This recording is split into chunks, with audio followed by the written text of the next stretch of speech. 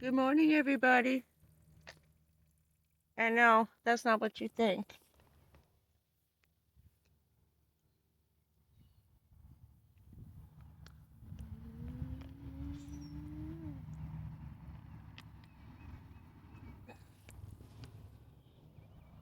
I'm just dumping my ice water.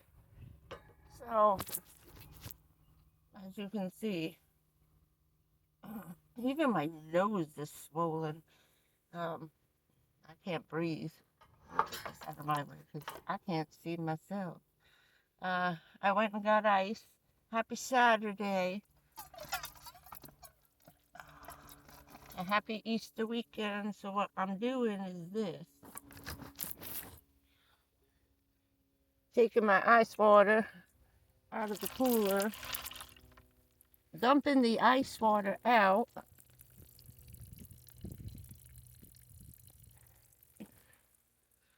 and it's all clean because that's why I keep all my. Where you going? Too much to drink last night. Good Friday. Um, I keep all my food in the Ziplocs and double Ziploc, so I have no leakage. Also from the food into the melting ice water. So my ice water is always clean, and I'm doing it through the sink because I'm catching a lot of ice, as you can see. So I'm getting rid of the cold water and saving whatever ice is left. Because a lot of times when you go to dump that cooler, you can't save maybe a pound of ice by the time you're done. This is from yesterday, so it was hot. I gotta wait. I can't yell. I'm covering my face from you. Uh, so, bailing out the cooler.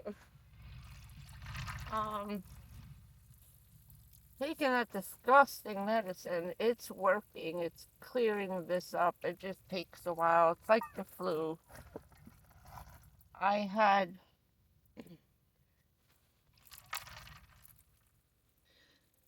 almost every single person who worked 9/11. We got in incurable, reoccurring bronchitis, uh, and incurable pneumonia bacteria that never leaves our lungs. So we always have to be careful that the bronchitis doesn't turn into pneumonia because we already have the bacteria that we cannot kill for some odd reason. Um, Pretty much every single worker ended up with this bronchitis. When this bronchitis flares up, each individual person is different, and what we were contaminated with, the combination of chemicals, is different for every single person depending on where they were, what they were working on, who they were touching. But most of the people who dealt with the evacuation and getting the people off the boats and being contaminated all day long with people covered in ash, doing a wash station, washing them off, coming through our triage tent, okay? We just didn't take them off the boats and stick them on a bus covered in schmutz, okay? All that ash and asbestos and stuff. We had wash stations for everybody. So, depending on what you did, depended on, what you're sick with now. And the guys who drove the buses for the senior center, big dudes, you know, very active, you know. They're hustling hundreds of bags of groceries a day, thousands of pounds for like 5 straight hours nonstop, helping old people, carrying old people, old ladies up the stairs, back home and then doing the Meals on Wheels, taking everybody home. So these are big active guys. The other guy who I'm going to talk about, who I don't want to say his name, was a school bus driver.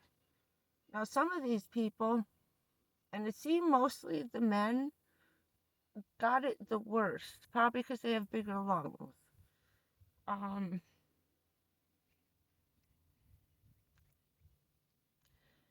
this bronchitis, when it hits you, can last a week, 2 weeks, and if it's not gone in 2 weeks, you're in it for the long haul, which can be up to a year and 6 months before it lets go and completely disappears. This guy was a big guy. He's like 6'4", big, huge guy, active, involved in the school and doing this all day. And these guys don't stop. They don't stop. We're working for our facility, but the town was nonstop, practically 24 hours a day. We had stuff going on at night. And it was about a year and 6 months before I finally let go of him, but it kept coming back and coming back and coming back. One of the women in the office I work with, she would get it for 9 months. I would get it for maybe 4, maybe 6 months by the time I got rid of it. But I'm on the chemo pills, and that helps get rid of this a little faster. And I've tried everything under the sun before.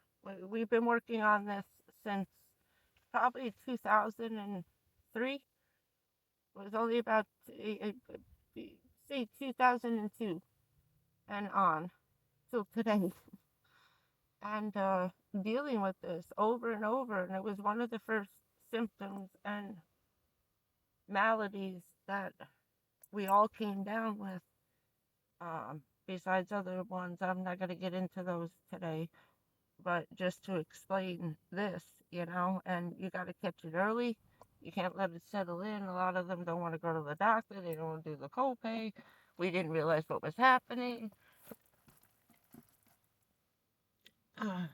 They mistakenly told us it was something else. But P.S. I come from a pretty much holistic medicine kind of family. You only go to the hospital when you have to, when the health food store stuff isn't working. You know what I mean? And I gotta get the ice. Hold on.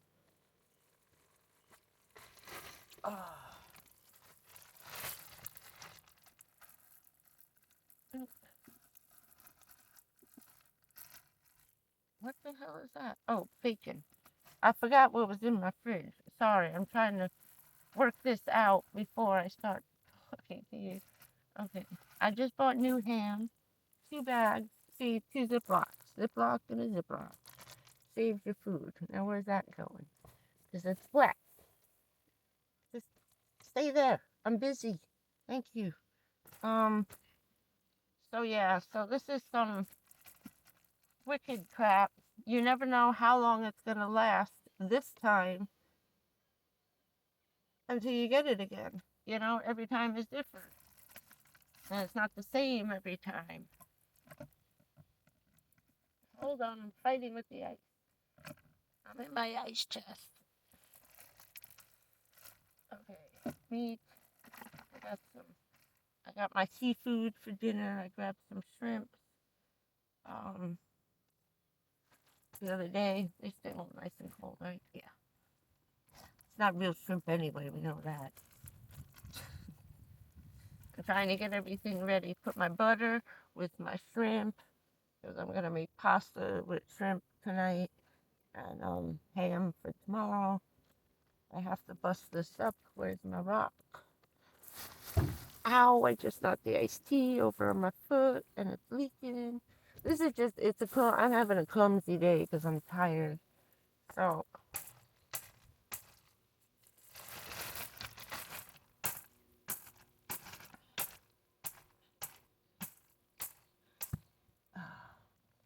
no, I lost the knife. Oh, I also need another Ziploc. This is all scatterbrained today. I'm exhausted.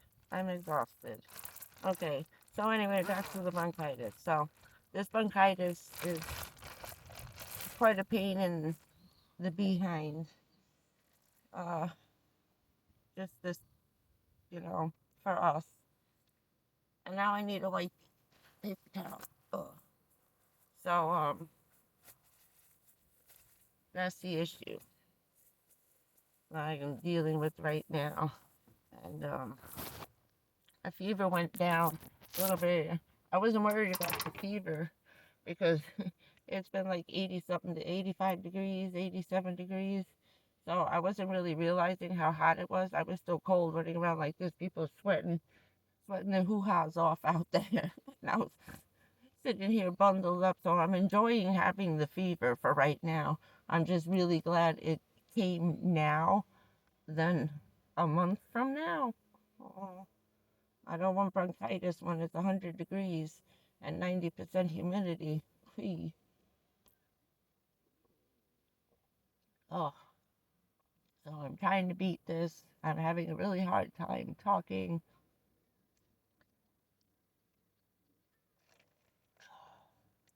This crap is drying me out like crazy. And I should have realized I was getting sick because for like the last week, always before I get like really sick with something or something's kicking in, I'm ravenous. And I mean, I could out eat probably a 300-pound linebacker at one point, okay? And I didn't realize that while I was shopping, I grabbed the shrimp, I grabbed the thing, and I was throwing crap in the cart. And I said, ooh, I'm going to have that. Ooh, I'm going to have that. And I was like, oh, good, I'm getting my appetite back. Well, it didn't dawn on me like I couldn't get enough food. It's like you just keep eating all day long. Richard had to stop me at certain points. And then we realized that it coincided with this stuff. Whenever I was having a flare up with the cancer had spread somewhere else, or the bronchitis was coming back, your body starts preparing and it wants food, food, food, food, food. Quick, we got to bulk up because we're not eating for like 2 weeks coming. It knows you're going to get sick and you're probably not going to be hungry, and you better eat now because you're going to be starving for the next 14 days. And it was very nauseous. But the nausea is going away. I was able to eat yesterday. Had turkey, and that bacon worked wonders. I'm gonna pick another one up on Monday. I don't care how sick you are. You can eat bacon or McDonald's French fries. One or the other. That got me through the flu. McDonald's French fries. And I had the best friends ever, working for the town. My mom made a call on the radio and said, she's hungry. I was in bed for 2 months with the flu, and it was about a month in. And she called one of the drivers and said, he's going up there. He said, what do you want? I'll go get it. He said, go get me 2 large French fries. So she put one in the refrigerator, figured she could heat one up in the oven, after I ate the first one. And he said, you're going to eat 2 packs of fries? She says, no, it's for Jen. She's hungry. They went all the way up to another town, and it's a ride through the city. It's not around the corner. And they went all the way up there, like a couple of days a week. They just made it their thing, that during the day at some point before they were done, they would go stop at the McDonald's and grab me French fries. It was nice of them. I appreciated that so much, But that's why I liked my job. We all took care of each other. Especially after 9/11, because we knew when we started getting sick, why we were all getting sick, Doing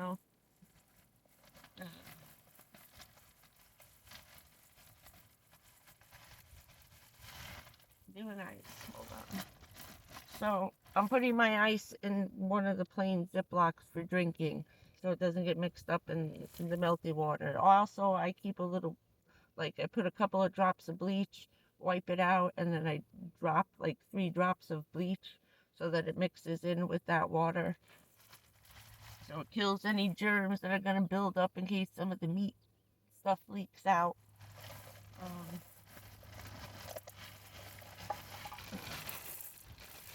and then the sink gives you a nice sink. Oh,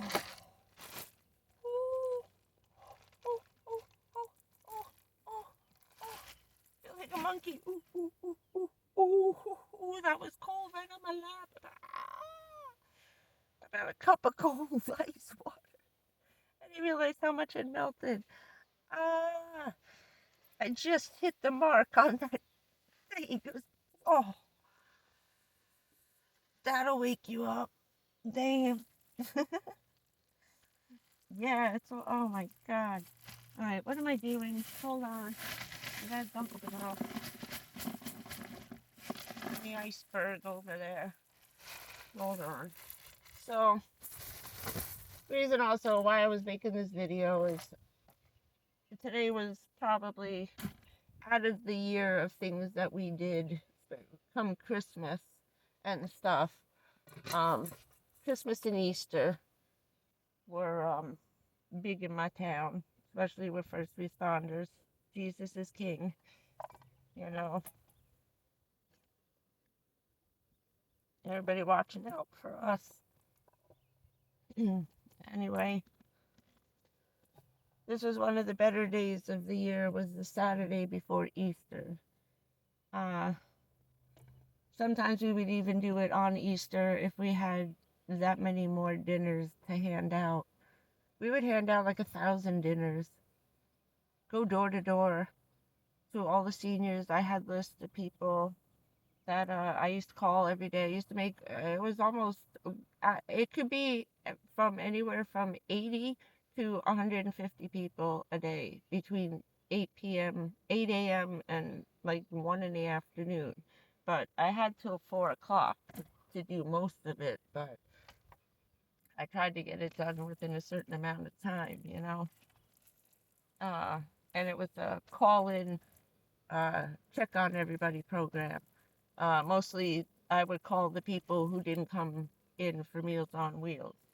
So if they couldn't get out and we were delivering a meal home, I would always call the people who we were delivering to first to make sure that they were going to be home for the delivery, you know. And it's also a service. If we didn't get you on the phone after the drivers were done taking everybody home, or while they were going home, if he was passing someone's house who didn't answer the phone, I would give him a list of no-show calls, and he'd go over there kicking the door in, making sure they were okay. You know, they might have been in the bathroom, they could have been outside in the backyard messing with weeds, you know, cleaning, vacuuming, didn't hear the phone ring, you know. So we would even check on these people in person, like every single day if they didn't answer the phone. So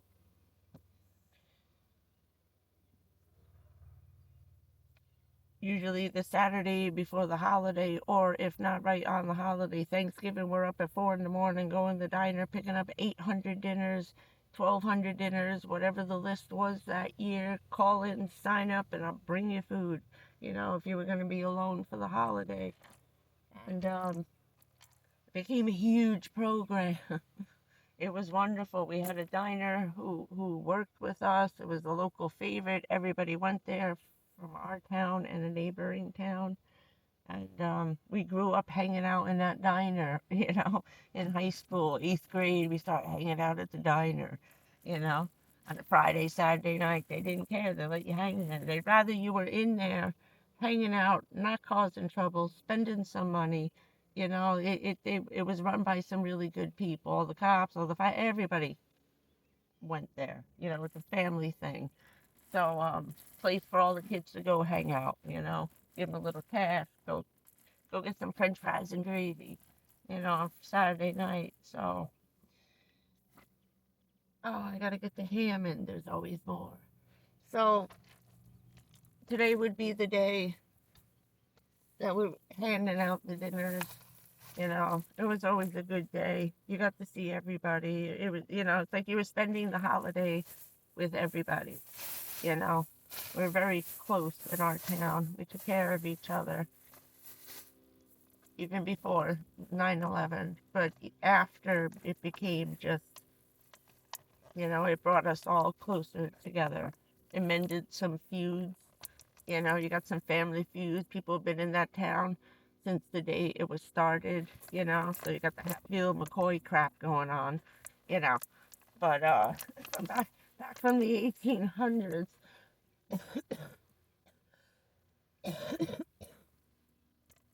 residual. I can't laugh. That's the problem. No laughing with bronchitis. Um, so I miss that.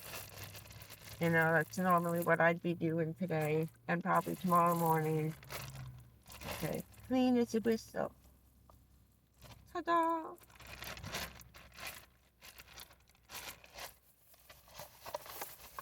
Throw all this crap out. This is the other reason why I'm doing this. Whether you're running your cooler or you're in the ice, this plastic is going to make your ice melt faster, and so will cardboard. Number one. Number two, cardboard boxes and plastic in your freezer. Now, if you're running this off a battery, this is going to make your condenser run twice as much because you can't freeze cardboard and this plastic doesn't freeze. So if you have a freezer refrigerator one, it's going to take so much more electricity if you just take it out and put it in these plastic bags. These aren't bad. This is bad. Hard plastic. That styrofoam that the meat comes on, take that off because you can't freeze styrofoam. So it's constantly running, trying to keep it cool. And it actually raises the temperature inside your refrigerator and your freezer. Learned a lot running Meals on Wheels over the years because the government's cheap with electricity. When they go to pay the bills, they came in and gave me a whole class. We had to unbox everything. And I used to have plastic wrap that comes in the box. Mine was like 5 feet long and about this big, the roll. It was industrial. We had to unpackage everything. And it was a man from the electric company showing us how took the temperature of the freezer before, the way we had stuff packed. Then we took it out, unpacked it, put it in the little bags and everything else. Aluminum foil's not bad. It's okay, but better than plastic and cardboard. And then we put it in, he waited 2 hours, came back again, took temperature of the freezer again. It was like 20 degrees colder. And that was it, because we had a big giant, we had a huge refrigerator, like the size of my van. Okay, it was enormous. Not quite walk-in. I was supposed to save ice or something to drink. There's always more.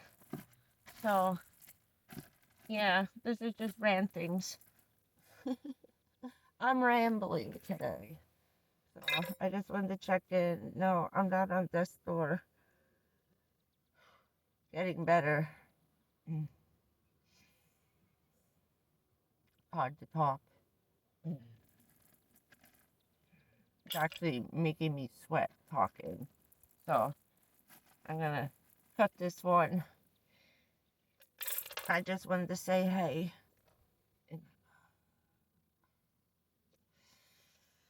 And, yeah, that's it. I don't want to waste it because everybody's closed tomorrow. Although the gas station might be open, I think. I'm counting on the gas station being open. And I forgot about that before I bought the ham today. That's why I wasn't buying the ham in case I couldn't get ice tomorrow. Crap. Oh well. It's okay. It's alright. Figure it out. So, I hope you have a lovely weekend hanging out. It's going to be busy. I think every single park in the state of Florida has a Easter egg hunt going on. So I was going to bop around. I'm going to look them up tonight, see what parks do and what. Some towns, have really huge ones because they got a lot of money.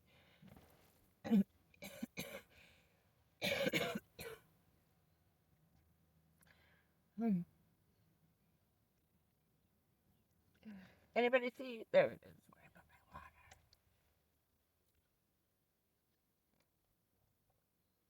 water.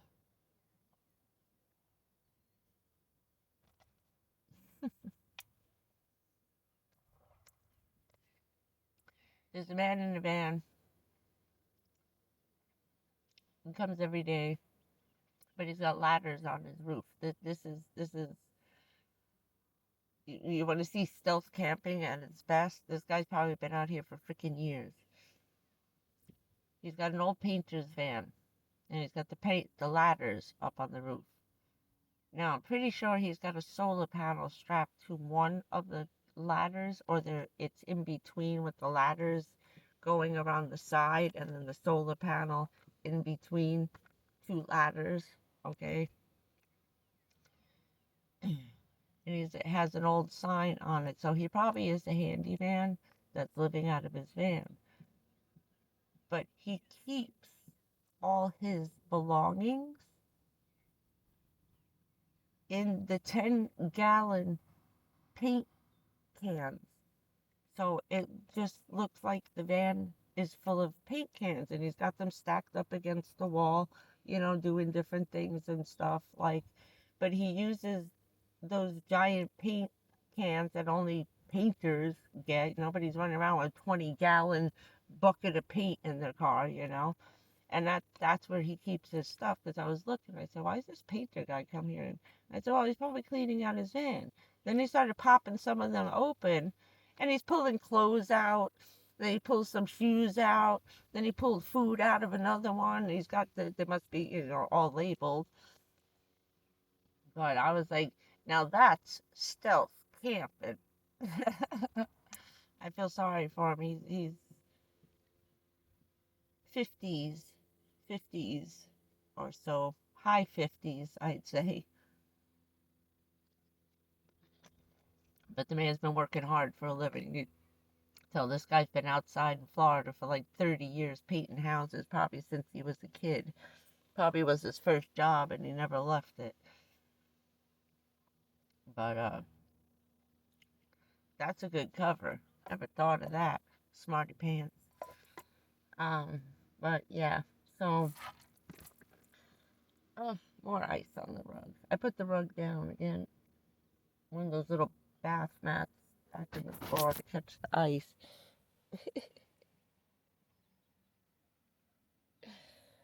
Oh, and the beautiful sea. There we are.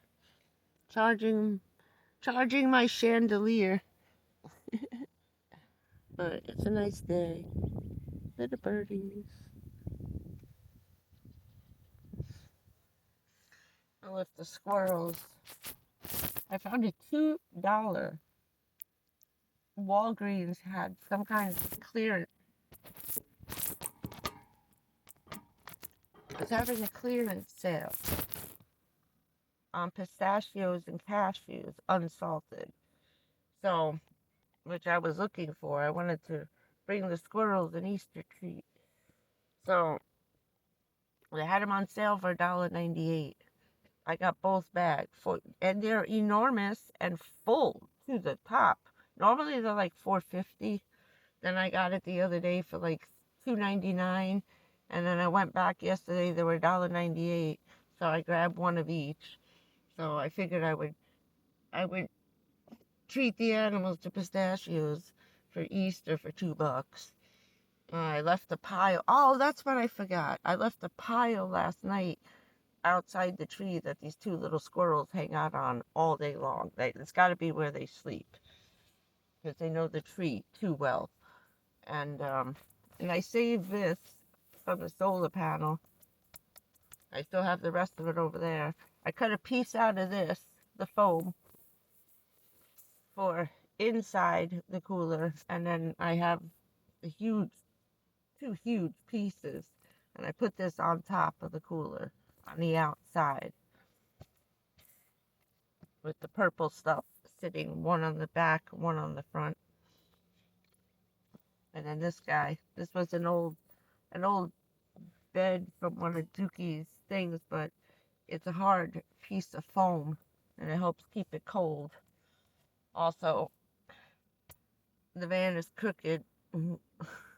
It pitches for the van pitches forward, right, from the back to the front down to the driver's seat, but it also pitches in to the center. I don't, what, in case when the kid spills shit, it comes forward into the stow and go hole.